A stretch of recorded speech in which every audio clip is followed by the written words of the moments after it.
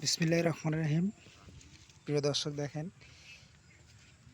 কৃষি প্রযুক্তিভাবে দেখেন মূলার শাক উৎপাদনশীল ইনি একজন আমাদের শ্রদ্ধেয় বড় ভাই। ওনার নাম, ভাইয়ের নাম কি? নয়া মিয়া। নয়া মিয়া। জমি আপনার?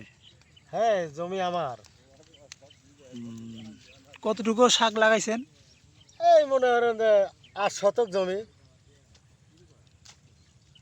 তাতে বীজ কত টাকার লাগছে? বীজ তাও তো 600 টাকা। ও আচ্ছা, তারপরে ওই যে ওষুধ টষুধ দেওয়া লাগছে না? হ্যাঁ, ওষুধ টষুধ দিছি, তারপরে হাল বসি, ঘাস বাঁচছি, এতে এই 1500-1600 টাকা খরচই হয়েছে। In total? হ্যাঁ তাহলে এখানে 8% জমি না? হ্যাঁ। দর্শক দেখেন, এই দেখেন ওই পাশে ঘাসের ভুঁই আর এটা হচ্ছে শাক। তো শাক খুব সুন্দর হয়েছে, মোটামুটি এখনো অনেকগুলো আছে, আর কিছু অংশ তুলছে এই পাশে দেখেন। আজকে তুলছে, ইনি এটা বিক্রি করবে। এটা কোন হাটে নেবেন? এটা নেমো হলো গাঁড়াবেড়ের হাটে। ওখানে কত করে কেজি? ও নেই আপাতত 30 টাকা কেজি।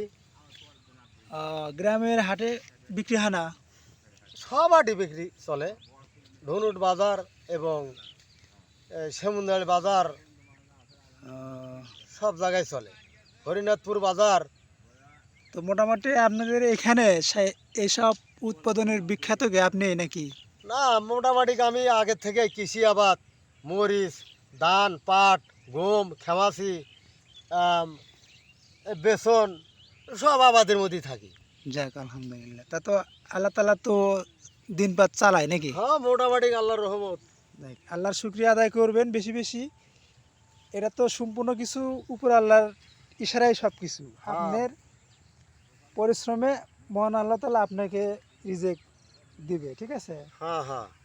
তো আজকে কোন হাটে নেবেন এটা? আজকে গাঁড়াবেড়ের হাটে চলে যাব। গাড়াবেড়ের হাট। হ্যাঁ, ওখানে কটার সময় হাট লাগে? ওখানে বিকালবেলা নাকবো। ও, হ্যাঁ। তো ঠিক আছে, ইনশাল্লাহ ভালো থাকবেন। আল্লাহ হাফেজ।